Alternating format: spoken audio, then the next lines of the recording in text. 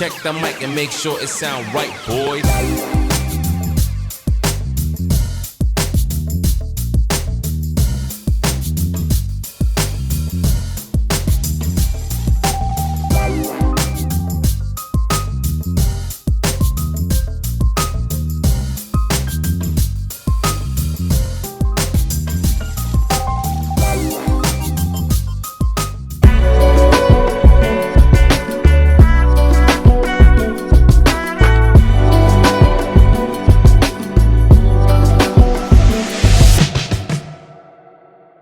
So Cricket Life Stories with me, Neel Khagram. Today we're joined by Sam Cook.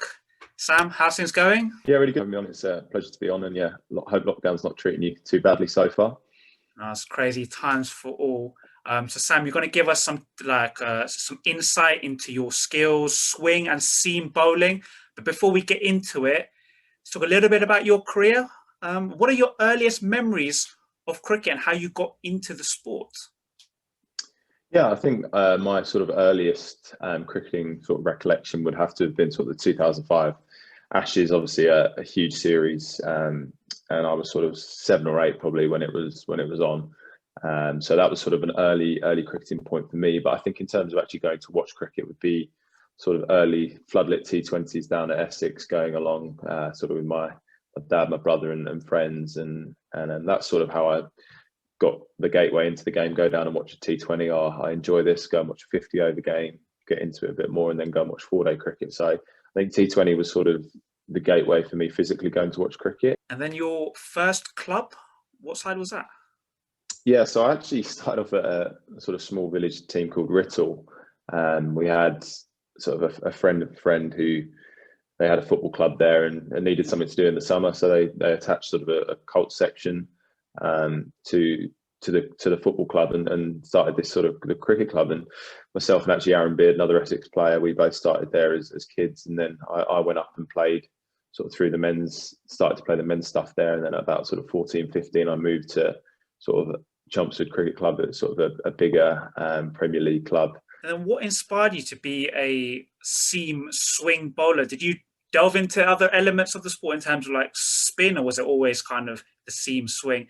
You've obviously been brought up in the Jimmy Anderson, Stuart Broad era. So were they massive influences as well on you? Yeah, hugely. I think obviously growing up at sort of the peak Jimmy Anderson and Broad era definitely sort of influenced on me. You see these guys knocking stumps out the ground and you want to sort of replicate that. I think like you do as a kid, you try a bit of everything. Obviously, you spend a lot of time batting.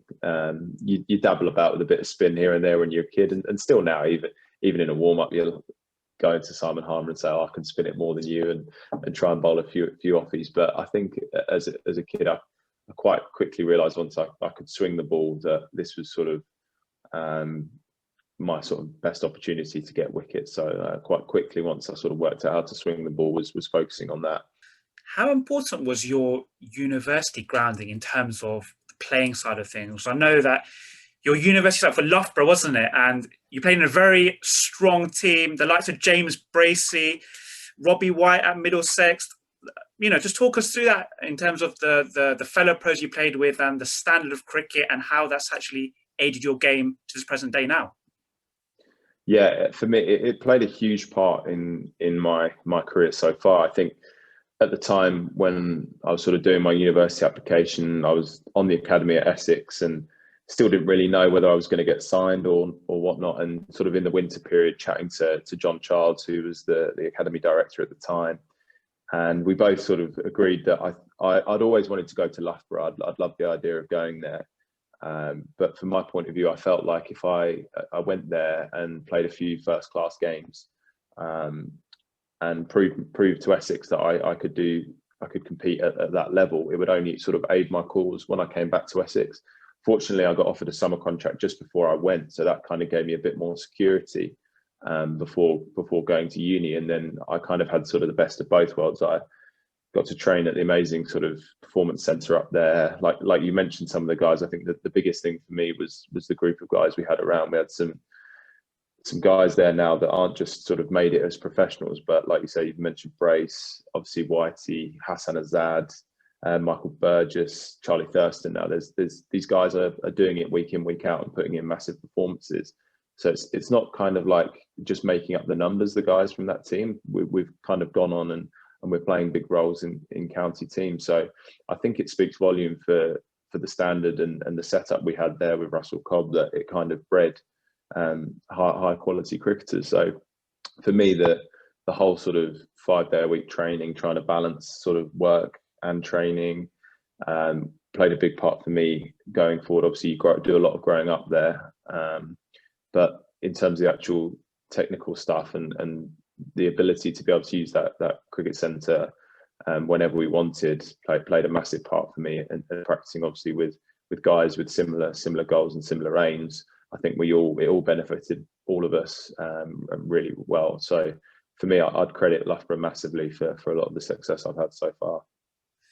And then your Essex debut was against a touring West Indies side, and then in the Championship, was that away at Lancs at Old Trafford? How was that? One of the proudest moments so far of your career? Yeah, massively. I think that obviously the debut against the West Indies was a moment I'll never forget. Obviously, being around the team, I'd been around the team for a while up to that point, so I didn't really feel too nervous playing. I was more excited just to get the opportunity. I'd felt like I'd been ready to get out there. So to finally get out on the pitch was a huge sort of honour for me, and massively proud to finally step out and represent the team that I'd grown up watching. And then, like you said, I think the Championship debut for me was kind of a real sort of, right, this is now when we're serious and cricket kind of really kick starts now, because the West Indies game was brilliant, but it did kind of have a bit of a friendly feel to it, whereas the Championship sort of, we were at the top, first against second. It was kind of thrown in at the deep end, so I couldn't have really played in a bigger game for my first. So I think it was a hugely exciting opportunity, and that was kind of the point where I was sort of really switched on, and now this is serious. So yeah, I've got brilliantly fond memories of both those games. And then trophy success has followed, obviously in the Championship 2019, and obviously had the T20 success that year as well. The Bob Willis Trophy in the summer that just went, you got FIFA in the final. Talk us through the past two seasons, the success you've had, and what's made that dressing room, the Essex dressing room, so special. Yeah, I think incredibly fortunate to be playing in such a successful period for Essex. I think we've got an amazing dressing room, obviously led brilliantly by Anthony McGrath, and we've obviously Tendo's been an amazing captain and has been someone that's really sort of brought my development through, and I've got a lot to thank him for sort of bringing me into the team. But we've got an amazing balance of experience and youth. Obviously, the likes of Cookie, Ravi obviously unfortunately left, Tendo, Harmy, all these guys that have played international cricket, also mixed in with sort of younger lads, kind of like myself, Dan Lawrence, Aaron Beard. I think we've got a really good blend of youth and experience, and just such a good culture that everyone loves.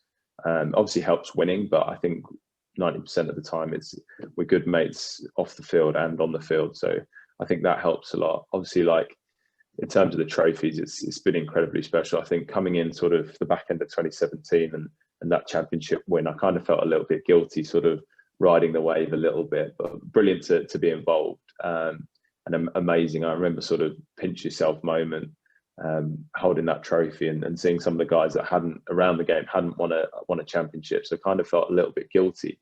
But I think 2019 for me was sort of a real, I felt like I'd contributed a lot more, and I felt like it had been sort of, I'd seen the whole season rather than just sort of the back end glory part, the sort of slog and all the effort that's required to go into a championship win was, for me, it felt even more sort of fulfilling. And to top it off with the T20 that year, it was an amazing sort of week, and a week in my life I'll never forget. And obviously all the people around the club, the families, the coaches, support staff, it was sort of a real team effort. So yeah, that was an amazing week. And like you touched on it, the Bob Willis Trophy as well at Lords. I think it's such a shame that the crowds couldn't have been there, because it was such a good game, and two sides that are rivals have been competing it out sort of at the top for the last few years. I think it was a shame that the crowd wasn't there, but from our point of view, again, that was really special to win a trophy at Lords. That's something you don't forget as a player. What are your personal ambitions for the coming years ahead? Yeah, obviously, I'd like any young cricketer, I'm desperate to try and prove myself and play for England. I think everyone wants to play international cricket, but that's something I'm absolutely desperate to do. I think in the short term, I'm obviously break it down game by game and just trying to take wickets for Essex, and hopefully those sort of accolades will come in the future if I keep taking wickets. Obviously, I'd love to had a small taste of being part of the England Lions last winter for a couple of weeks, and that's something as an immediate goal that I'm really sort of trying to break into, and then who knows from there. But I know try not to look too far ahead and just concentrate on taking wickets for Essex, and hopefully down the line that will come. But obviously, I'd love to win some more trophies with Essex as well. So perfect, Sam. Can't wait to get into these tips that you have for everyone for swing and seam bowling. Let's go. I think for a start, when I was sort of first learning swing bowling, I think a massive thing that I used to do was practice with sort of the plastic Incredibles. I think for me, I didn't realise at the time, but exaggerated swing and exaggerated seam, and probably without realising it, was where I learned to bowl swing. I started off bowling big in swingers as a youngster, and started to learn that actually against better players, I need to take the ball away from them as well. But then also being able to have the in swing as a change up was something that's really been beneficial to me. I think as I've sort of got older and progressed sort of into the professional game, I began to realise how sort of important seaming the ball was as well, especially at someone at my pace. I'm not going to bowl 90 miles an hour, but if I can seam the ball in that sort of final third of the pitch, no batter's going to have enough time to adjust. Whereas sometimes a swing bowling, batters can see it from the hand and get used to it. Whereas seam moves so late that it really doesn't leave the batter enough time to be able to adjust. So I think in terms of my mindset now, bowling with a new ball, I'll generally start off trying to seam the ball, because the ball's at its hardest there with the new ball. The seam's at its hardest, and generally you'll get more seam movement with that new ball. Sometimes as well, so you've got to look at the pitch. Obviously, if it's a green, slightly damp pitch, it will sort of suit seam bowling more potentially, as the seam will sort of dig into that sort of soft surface and deviate.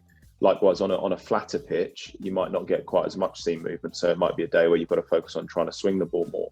So these are the sorts of things that I'm trying to work out in my first over, not just in my first over, but also in the warm-up. I think you're warming up on the square, and you generally get sort of a feel for the ground. You go out, have a look at the pitch. Does it look flat? Does it look dry?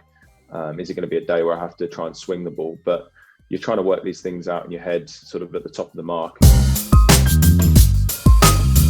Thumb dead on the seam, obviously using that as the rudder. And then in terms of my different deliveries, I just changed slightly the pressure on which finger I'm bowling it off of, I'd say. So for an in swinger, I'd probably push it slightly more into the knuckle and use this finger, whereas for an away swinger, I'd probably slightly push it to this side of the knuckle and put more pressure on that finger. This is nice and straight. Your thumb is lined up to the seam of the ball, and then you've got all your momentum coming out behind the ball. One thing I like to think of as well as a little sort of mental cue is fizz off the fingers. If I can feel the ball fizzing off my fingers and really ripping down off that seam, I'm going to get more movement and more sort of more force coming out onto that seam, which is what I'm trying to do as a bowler. So in terms of my grip, it's every bowler's got a different grip, and it's whatever works for you, but you've got to be comfortable and relaxed. But I think if you've got a nice strong wrist, and as a youngster, that's maybe something to think of, feeling that fizz off your fingers, and just see what happens when it goes down there. Not everyone's going to bowl a perfect away swinger, but that doesn't mean that you're not going to be effective. It might be that you bowl a natural wobble seamer, and then it's about you working on trying to bowl an away swinger as a change-up, or you might have a really natural away swinger and you've got to work really hard on bowling a wobble seamer. It's just about playing about with what's natural for you and sort of guide yourself. In terms of your action as well, I think obviously having your front arm is incredibly important. Like I said briefly about your thumb being the rudder on the ball, if your front arm is pulling off to the left, or it's not getting up nice and strong, you're not going to have a rudder for your momentum in your body to follow. So I think having a nice strong front arm, people sometimes talk about looking sort of through the window. I wouldn't be too strict on that, but as long as you've got your nice strong front arm, I think it's a good sort of starting point for the rest of your action. I like to bring my front arm sort of back and across, which allows me to sort of pull my body back to then snap forward. So that's something that I try and concentrate on getting. You see Jimmy Anderson, that's kind of someone I've watched a lot of. He loads up nice and round here, but what it actually does is it pulls your whole body into a good position, ready to release the ball. And I think as well, pulling down with that front arm is massive. You get so much momentum as it tries to sort of fling your body forward, but also with your bowling arm, something I like to think of is trying to put that top arm into your sort of bottom left pocket as you bowl, which we talk about completing our action a lot. You see sometimes young guys running up to bowl and just letting it go, and their arm will sort of finish somewhere off to the side, but you want to make sure you really pull through with that arm, which then allows you to sort of get that shape on the ball to then go away. So they're just a couple of points that as a youngster I'd try and have a look at and focus on next time you're in the nets. As well, the run-up's obviously an incredibly important part of bowling, and I think it's something that some bowlers often get a bit confused with or can find trouble bowling no balls or not having enough momentum through the crease. For me, I think if you've never marked a run-up before, you're really struggling. I think it's strip it back to basics. So start off with just a gentle jog in, find what kind of feels right for you, and then work back from there. I think once you've found sort of a run-up length that you feel comfortable, you feel like relaxed, you've got rhythm. I think that's a massive word in your run-up, is having rhythm. Then it's about being repeatable, whether it's you use a tape measure, whether you stride it out. I personally have always stepped my run-up out. I've just found it works for me. Some guys use a tape measure to the exact point, but it's about being repeatable. You can't have your run-up being 14 paces one game, or today I feel like having it 16 paces. You've got to be repeatable, otherwise you'll have no repeatability down the other end. So I think it's about finding an exact length that works for you and then recreating that every time. In terms of then your mindset around your run up, obviously there's days where you're going to feel like you've got more rhythm. There's days where you're going to feel like I'm running in really fast. There's days where I'm going to feel a bit sluggish. Obviously it depends on conditions. It might be damp underfoot, so the ground's a bit boggier. It might be uphill, you're bowling one end. It might be bowling downhill the other. I think these are the things you've got to try and identify before you start running in. So for example, for me at Chelmsford, the end I normally bowl with the new ball is uphill, and I've worked out that I've got to run in a bit harder to actually get myself up that hill. But once I'm there, I'll have good momentum. Whereas from the other end, I probably don't have to work as hard to run in because you naturally sort of let the hill take you down. But the key throughout is to have good rhythm. I think finding whether it's you running into a song in your head or you count 1 2 1 2 1 2 as you're bowling, it's finding a rhythm. So I think once you've done that, it's obviously about repeatability, which is what I said about having the length you run up the same every time, and being really critical with that will allow you to quickly sort of adjust from ground to ground, from slope to slope. And like I said, the run up is massively important to get right in order to produce the end product down the other end. And in terms of sort of trying to modify and change bits to your action, I think over the years I haven't tried to fundamentally change my action too much. I'm sort of a firm believer in that everyone's sort of got a unique style of delivery, and everyone's body's sort of got a unique way of delivering the ball. We're all sort of different shapes, sizes, heights, so we shouldn't really have an action that's universally the same. Obviously there's key sort of biomechanic characteristics that you need to allow you to be repeatable and to be a good bowler. But I think in terms of sort of little quirky traits, I wouldn't try and coach them out. For example, if you look at someone like Jimmy Anderson, when he was younger, he tried sort of a fundamental change and ended up getting injured. Likewise, you look at one of the best bowlers in the world right now, Jasprit Bumrah. If you look at his action, there's nothing textbook about it, but he's the best bowler up there with the best bowlers in the world. So I think in terms of if you're wanting to change things in your action, I think it's just about being conscious that you don't go away from what you're good at. I think for me, something I'm trying at the minute is to try and add a bit of pace to my game. So playing around with trying to brace a front leg, which is something that some bowlers do naturally, which sort of creates a catapult effect. You're sort of using your front leg as a brace to allow the rest of your body to snap through and deliver the ball at the pace. So that's something I've been playing around with, but it's not something that I naturally do. So it's something that I've tried to have been careful with when I'm trying to bring it in, and it's not going to be from a point where my leg's completely bent, completely straight. It's obviously a process of trying to gradually straighten it. Similarly, my front foot, I used to land with quite a splayed front foot, and if you look at my action now, you'd probably say I still do splay more than some bowlers. Doesn't mean it's wrong, it just means it's slightly different. Jimmy Anderson splays slightly as opposed to someone like a Mark Wood, who's very, very straight on with his front foot. So I think it's about trying to identify things that are natural to you and don't strive too far away from them, and don't try to fundamentally change things just because you hear someone on the TV say that that's what you have to do. I think there's a fight between bringing sort of little biomechanic changes in, but I'd always be cautious trying to change your action fundamentally, mainly because of injury, I think. Obviously, in one-day cricket now, especially, variations are such a big part of the game, especially as a seamer in T20, with it obviously being quite batsman-friendly conditions and the quality of power hitting that batters now bring to the game. It's important to have skills and subtle variations, and sometimes big variations. My first bit of advice would be just play around, try things, change your grip, work out what works for you. In terms of slower balls, I think the biggest thing is you want a good gap between your stop ball and your slow ball. You obviously want a big gap in pace. I think a lot of the slow balls you hear guys talk about trying to deliver it as quick as possible with a change in your grip or your action. So first and foremost for me, my main stop ball would be one out the back of the hand. So normally also deliver the ball like that. For the back of the handball, I'd come all the way, I can't really show you all the way over the back, but to deliver it with my fingers facing towards the batter. And that allows me to try and bowl it as quick as I can, but generate dip. And sort of there's obviously not going to be as much grip behind the ball, so the ball comes out slower. See, there's a lot around knuckleballs at the minute. So I've played around with the knuckleball, which I'd grip like, I don't know if you can see, obviously like that, with you push it into the knuckles. It's really important to get that thumb nice and strong. It's difficult to sit it how you possibly normally would, so it's sometimes a little bit deeper in the hand. But what you're trying to do is reduce the friction on the back of the ball. Obviously, normally you'd have your fingers, your seam like that, and what I'd say about fizz on your fingers, that's generating pace. With the knuckleball, it's slipping out. You're trying to reduce the friction on the back of the ball. You obviously got cutters, sort of off spinners. You can grip and cut across the ball like that. Also another slower ball, potentially sort of out the side of the hand. So I'd have my fingers just off the side of the ball, and you're just trying to let the ball slip out that side. It's similar what I said about reducing that friction on the side of the ball. Cutters are a bit different. Obviously, you're trying to feel that fizz off your fingers and generate sort of cut on the ball so it moves.